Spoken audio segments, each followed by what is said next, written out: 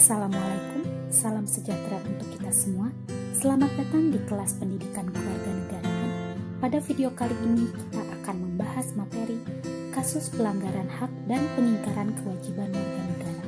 Apa saja yang menjadi penyebab pelanggaran HAM serta bagaimana jenis pelanggaran hak itu? Kita simak pembahasan berikut ini. Pelanggaran hak terjadi ketika warga negara tidak memperoleh haknya sebagaimana yang ditetapkan undang-undang. Pelanggaran hak warga negara merupakan akibat dari pengingkaran kewajiban yang dilakukan pemerintah maupun warga negara sendiri. Misalnya kemiskinan yang terjadi akibat program pembangunan yang tidak berjalan semestinya, atau perilaku warga sendiri yang tidak mempunyai keterampilan sehingga sulit mendapat pekerjaan.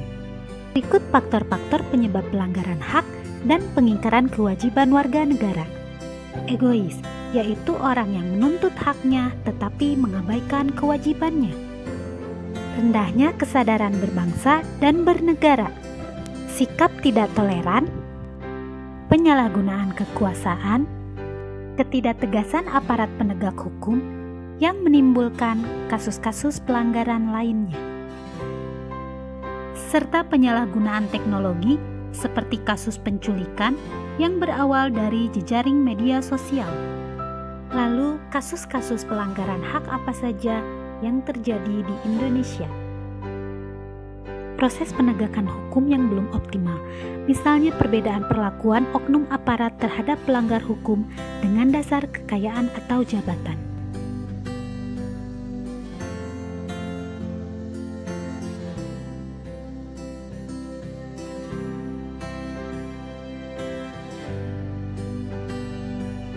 Kemiskinan dan pengangguran. Padahal negara kita sudah menjamin dalam pasal 27 ayat 2 bahwa setiap warga negara berhak atas pekerjaan dan penghidupan yang layak. Tindak kekerasan atas nama agama, misalnya penyerangan tempat ibadah. Padahal negara kita sudah menjamin kebebasan beragama di dalam pasal 29 ayat 2. Merebaknya berbagai kasus pelanggaran HAM seperti pembunuhan, pemerkosaan, kekerasan dalam rumah tangga, padahal negara kita sudah menjamin HAM dalam pasal 28A hingga 28J UUD 45. Angka putus sekolah yang cukup tinggi mengindikasikan belum terlaksana sepenuhnya amanat pasal 31 ayat 1 UUD 45. Silakan simak fakta berikut. Di tahun 2019 yaitu menjadi 285.404 anak yang putus sekolah. Dari berbagai data yang